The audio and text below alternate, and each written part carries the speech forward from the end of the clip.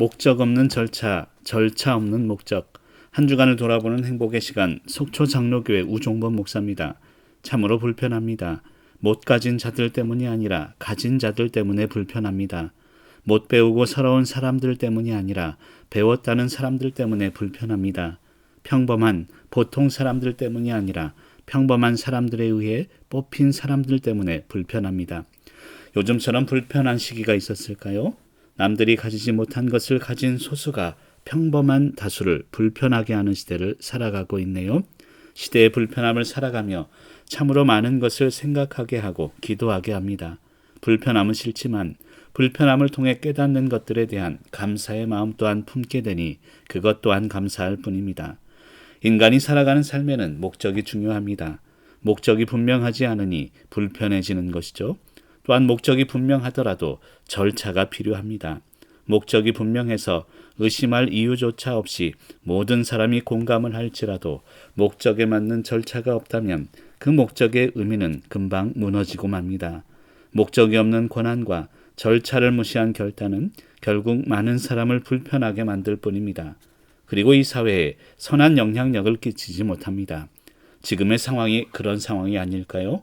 목적은 불분명하고 절차까지 무시되어 있으니 나라 전체가 불편함의 고통을 겪고 있는 것은 아닐까 합니다.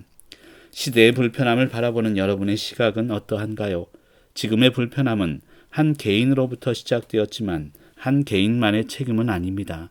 시대를 살아가는 우리 모두의 책임임을 돌아볼 수 있어야 합니다. 성도란 아무 일 없는 편안함보다는 기적을 만들어내는 불편함을 택하는 존재가 되어야만 합니다. 지금이 불편하고 힘들어도 이 위기의 시간을 경험하며 진정한 내 삶의 목적과 절차를 깨달아야 할 것입니다. 지금 우리가 겪는 시대의 불편함은 아무 목적 없이 살아가는 우리 각자에게 삶의 목적은 무엇인지를 깊이 고민하라고 하나님께서 허락하신 돌아봄의 시간은 아닐까요? 인간은 변화를 원하면서 변화를 싫어합니다.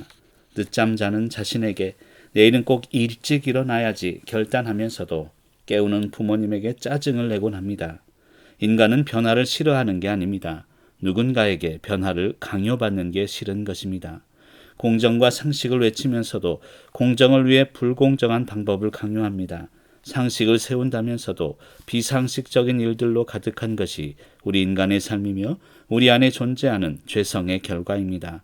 공정하기를 원한다면 불공정하다고 느끼는 누군가의 말을 경청할 수 있어야 합니다. 불평과 불만의 소리를 무시하는 것이 공정을 만들어가는 것이 아닙니다.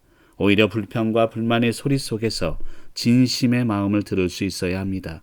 상식도 마찬가지죠. 상식을 만들어가기 위해 비상식적인 일들을 견딜 수 있어야 합니다. 비상식이 있으니 상식이 존재하는 것이기 때문입니다. 결국 공정과 상식은 불공정과 비상식의 시간을 견뎌내야 만들어갈 수 있는 소중한 가치임을 잊어서는 안 됩니다. 비난을 좋아하는 사람은 없습니다. 하지만 지도자는 달라야 합니다. 그래서 지도자입니다. 지도자는 비난을 견딜 수 있는 인격을 지니고 있어야 합니다.